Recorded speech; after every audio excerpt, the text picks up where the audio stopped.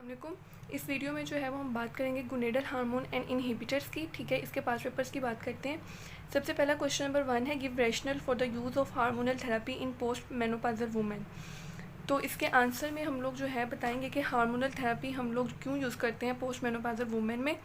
तो उसमें ये क्या होता है कि जो मेनोपास होता है ना, मेनोपास के बाद हमारे पास एस्ट्रोजन का लेवल कम होने लग जाता है, क्योंकि ओवेरियन का फंक्शन जो है वो ख़त्म हो रहा होता है, जिसकी वजह से एस्ट्रोजन का लेवल कम हो जाता है हमारे पास। ठीक है, और एस्ट्रोजन का हमें पता है कि इसका फंक्शन होता है कि ये एलडीएल को कम करता है और एचडीएल को जो है वो सीरम में ज़्यादा करता है। ठीक है, जब हमारे पास एस्ट्रोजन जो है वो कम हो जाएगा तो क्या होगा कि इंक्रीज़ हो जाएगा प्लाज्मा में कोलेस्ट्रॉल और एलडीएल का लेवल, क्योंकि एलडीएल को एस्ट्रोजन कम कर रहा था। अब एस्ट्रोजन कम है तो हमारे पास एलडीएल ज़्यादा हो जाएगा।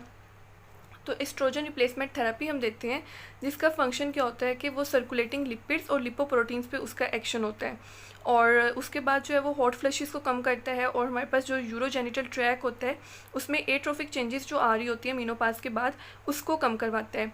उसके अलावा ऑस्टियोप्रोसिस को प्रिवेंट करता है, और हार्ट डिजीज़ जो हैं वुमेन में उसको रिड्यूस करता है। ठीक है, तो ये हमारे पास उसके एक्शंस है कि कौन कौन से एक्शंस हमारे पास एचआरटी या हार्मोनल रिप्लेसमेंट थेरेपी परफॉर्म कर रही होती है। क्वेश्चन नंबर 2 देखें तो a middle age women having 4 children visited family planning clinic for prevention of next pregnancy. She was advised oral contraceptive pills containing estrogen and progesterone. What are other clinical uses of oral contraceptive pills and enumerate mild, moderate and severe effects of these pills. सबसे पहले उन्होंने clinical uses पूछे, उसके बाद adverse effects पूछे। Oral contraceptive pills के uses की बात करें तो उसमें सबसे पहले हमारे पास आ जाता है प्राइमरी हाइपोगोनेडिज्म। ठीक है, एक्नी को ट्रीट करने के लिए यूज़ करते हैं, डिस्मेनोरिया को ट्रीट करने के लिए यूज़ करते हैं, एंडोमेट्रियोसिस के ट्रीटमेंट के लिए, पेल्विक इन्फ्लेमेटरी डिजीज़ में यूज़ करते हैं, आयरन डेफिशिएंसी एनीमिया में, और ओवेरियन और एंडोमेट्रियो कैंसर के ट्रीटमेंट में यूज़ करते हैं हम लोग ओरल कॉन्ट्रासेप्टिव पिल्स को। एडवर्स इफेक्ट्स उन्होंने हमसे माइल्ड, मॉडरेट और सीवियर की कैटेगरी में पूछे हैं। माइल्ड में देखें तो सबसे पहले हमारे पास आ जाता है nausea, breast tenderness, headache, mild and transient worsening of migraine. ठीक है, मॉडरेट में क्या होता है कि सीरम लिपिड जो है, सीरम में लिपिड के लेवल जो है उनमें एक चेंज आने लग जाता है। एस्ट्रोजन का एक्चुअली फंक्शन होता है कि उसने एचडीएल को ज़्यादा करना है, और प्रोजेस्टेरोन का फंक्शन होता है उसने एलडीएल को ज़्यादा करना है। ठीक है, तो हमारे पास क्या हो जाएगा कि ये वाला फंक्शन परफॉर्म होने लग जाएगा। वेट गेन होगा, स्किन पिगमेंटेशन होगी, एक्नी होगी, वेजाइनल इन्फेक्शन होगा, और एमिनोरिया भी हो सकता है। स्वीयर में देखा तो स्वीयर में जो है ना, स्वीयर इफेक्ट्स में सबसे पहले वेस्कुलर इफेक्ट्स आएंगे। उसमें thromboembolism, pulmonary embolism, hypertension, myocardial infarction, depression, alopecia और स्किन डिसऑर्डर्स, ये सारे हमारे पास माइल्ड, मॉडरेट और स्वीयर साइड इफेक्ट्स आ गए। Question number 3, in list 6 contraindications and questions to use of oral contraceptives.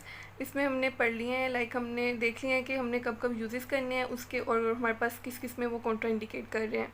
Then write the clinical uses and different ranges of adverse effects seen with continued use of oral contraceptive pills. ये भी हमने like वही last वाला question है कि uses और adverse effects बताएं mild, moderate और सीवियर की कैटेगरी में।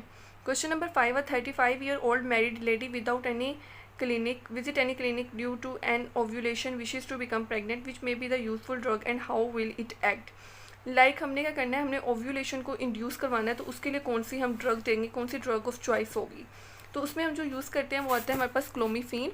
क्लोमीफीन एक्चुअली क्या करता है कि एस्ट्रोजन रिसेप्टर्स जो पिट्यूटरी में प्रेजेंट होते हैं उसको ब्लॉक कर देता है, जिससे क्या होगा कि नेगेटिव फीडबैक नहीं आएगा, एफएसएच और एलएच का आउटपुट ज़्यादा हो जाएगा, अल्टीमेटली हमारे पास गोनेडोट्रोपिन का लेवल ज़्यादा हो जाएगा, और ओव्यूलेशन जो है वो स्टिमुलेट हो जाएगी। ठीक है, सो ये हमारे पास क्वेश्चन नंबर 5 का आंसर था। Last question, question number 6, what is the rational for the use of clomiphene in infertility. तो इसमें जो है वो लास्ट वाला आंसर ही आएगा कि क्लोमीफीन का मैकेनिज्म ऑफ एक्शन हम बताएंगे इसमें भी।